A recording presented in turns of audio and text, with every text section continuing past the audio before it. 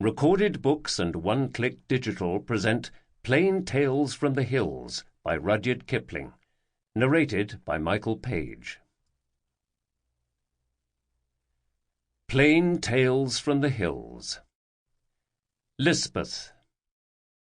Look, you have cast out love. What gods are these, you bid me please? The 3 in 1, the 1 in 3? Not so, to my own gods I go. It may be they shall give me greater ease than your cold Christ and tangled trinities. The Convert. She was the daughter of Sanu, a hillman, and Jade, his wife. One year their maize failed, and 2 bears spent the night in their only poppy field just above the Sutlej Valley on the Kotgarth side. So next season they turned Christian, and brought their baby to the mission to be baptized. The Kotgarth chaplain christened her Elizabeth, and Lispeth is the hill or Pahari pronunciation. Later, cholera came into the Kotgarth valley and carried off Sanu and Jade, and Lispeth became half servant, half companion to the wife of the then chaplain of Kotgarth. This was after the reign of the Moravian missionaries, but before Kotgarth had quite forgotten her title of Mistress of the Northern Hills. Whether Christianity improved Lispeth, or whether the gods of her own people would have done as much for her under any circumstances, I do not know. But she grew very lovely. When a hill girl grows lovely, she is worth travelling 50 miles over bad ground to look upon. Lispeth had a Greek face, one of those faces people paint so often and see so seldom. She was of a pale ivory colour, and, for her race, extremely tall. Also, she possessed eyes that were wonderful, and had she not been dressed in the abominable print cloths affected by missions, you would, meeting her on the hillside unexpectedly, have thought her the original Diana of the Romans going out to slay.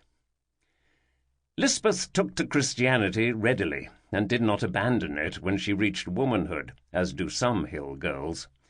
Her own people hated her because she had, they said, become a memsahib and washed herself daily, and the chaplain's wife did not know what to do with her.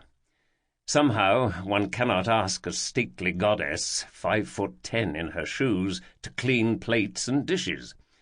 So she played with the chaplain's children and took classes in the Sunday school and read all the books in the house and grew more and more beautiful, like the princesses in fairy tales.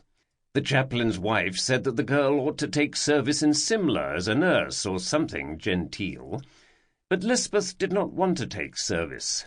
She was very happy where she was.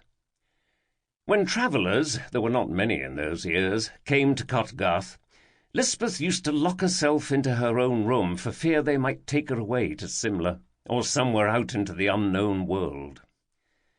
One day, a few months after she was 17 years old, Lispeth went out for a walk. She did not walk in the manner of English ladies, 1.5 miles out and a ride back again. She covered between 20 and 30 miles in her little constitutionals, all about and about, between Kotgarth and Narkunda. This time she came back at full dusk, stepping down the breakneck descent into Kotgarth with something heavy in her arms. The chaplain's wife was dozing in the drawing-room when Lispeth came in, breathing hard and very exhausted with her burden.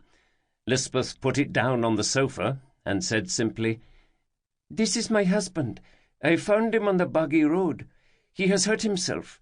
We will nurse him, and when he is well, your husband shall marry him to me." This was the first mention Lispeth had ever made of her matrimonial views, and the chaplain's wife shrieked with horror. However, the man on the sofa needed attention first. He was a young Englishman, and his head had been cut to the bone by something jagged. Lispeth said she had found him down the Khud, so she had brought him in. He was breathing queerly and was unconscious.